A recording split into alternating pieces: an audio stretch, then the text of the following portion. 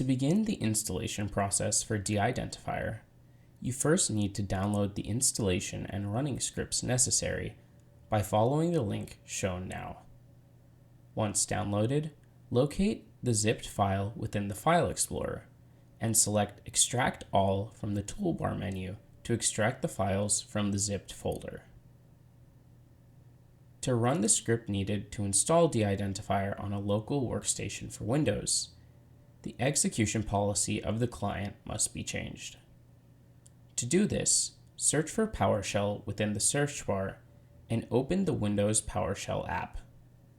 Next, run the following command within Windows PowerShell and press Enter to run it. Then, type in A to select the Yes to All option and press Enter.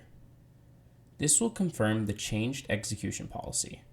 You're now able to close the Windows PowerShell application.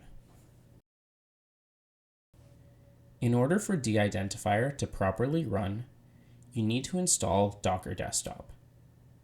To install Docker Desktop on Windows, follow the instructions from the link shown, and make sure to restart Windows once the installation process has finished. When installing Docker, you may see the error WSL kernel version 2 low during the installation process. If this is the case, follow the link shown below on Microsoft's page, and on the web page, under Step 4, a download link is provided to install the latest package of the WSL2 Linux kernel. Click on the link to download the package, find the file within the File Explorer, and double-click on the file to begin the installation process for the kernel. Upon successful installation of the new Linux kernel, begin the Docker Desktop installation process again.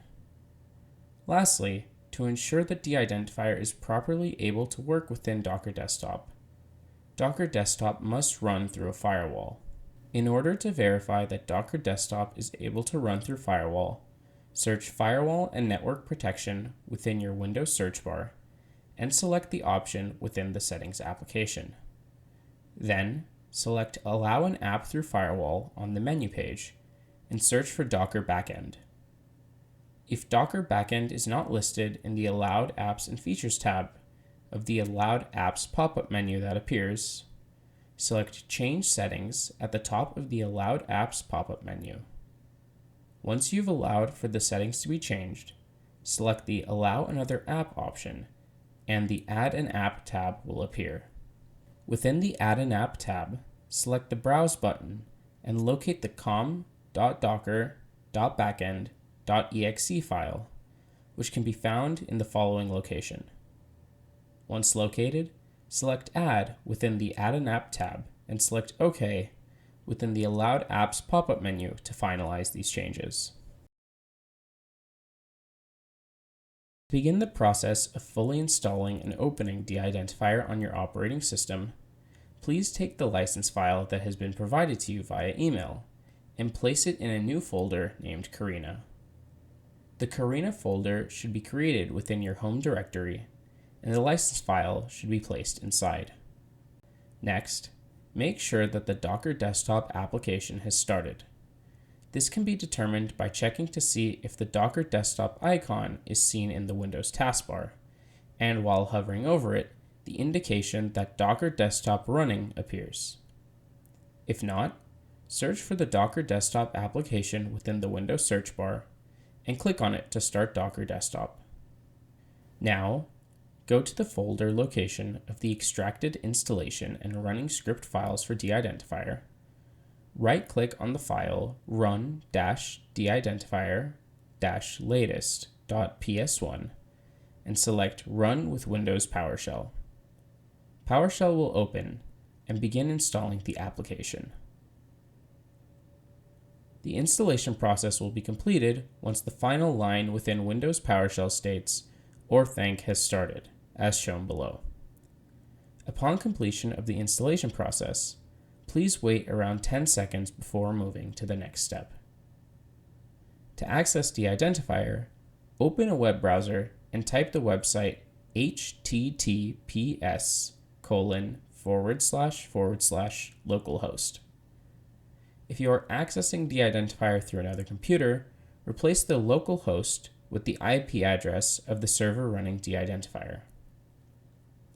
You may encounter the error, "Your connection is not private," the first time you access the website, due to Deidentifier using an encrypted transmission between the browser and server. In this case, select the Advanced button and press Proceed to Localhost at the bottom of the warning screen. To access Deidentifier once you've navigated to the login page, log in with the default username and password as shown below. Once logged in, select Launch under Deidentifier to start the application.